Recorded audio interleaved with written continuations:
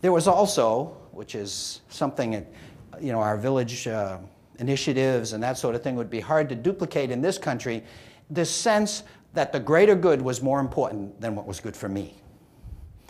That would be very foreign to our society today, but it was how villages worked. Then came the Industrial Revolution, just a little while ago, because man's been on Earth a long time.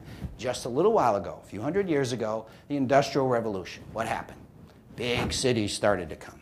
People migrating to those cities. Immigrants immigrating to countries like ours in order to work in the big factories. And now they're no longer in villages. They don't have the support structure. So what happens when the husband dies or loses his job or sickness happens or there was none of the social programs, no workers' comp, none of that stuff. So then when someone couldn't work, they become suddenly destitute and that support structure was not there. So we began to have, you talk about homeless. In this country, there were people, usually women with their children. The guys were either dead, and that was the problem, or sick, or gone, or whatever. It was usually women. So out of that came the roots of senior living. Mid-19th century, from charitable organizations, church organizations, they began to develop what we would call almshouses, poorhouses.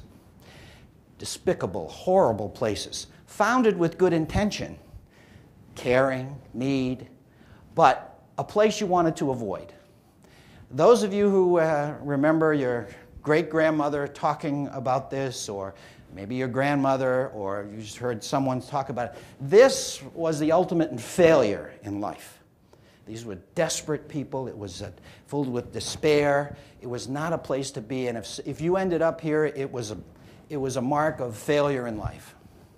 And this, ladies and gentlemen, is the roots of senior living. So you wonder why marketing people sometimes have difficulty convincing people that this is a good move.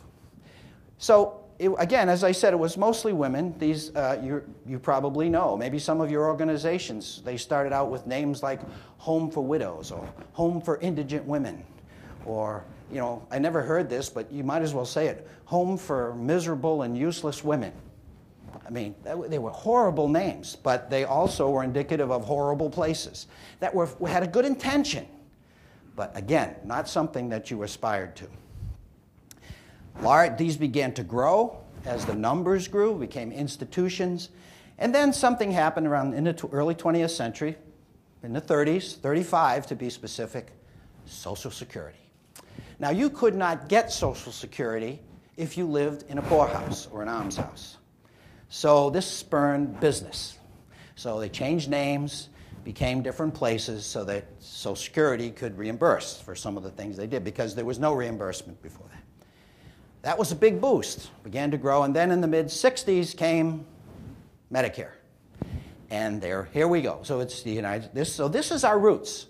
I say this because from this roots, we cannot divorce ourselves from the negative part of the reputation, particularly with older adults, but also the fact that it was rooted in need, it was rooted in paternalism, it was rooted in a charitable thing, to do a good thing for the person.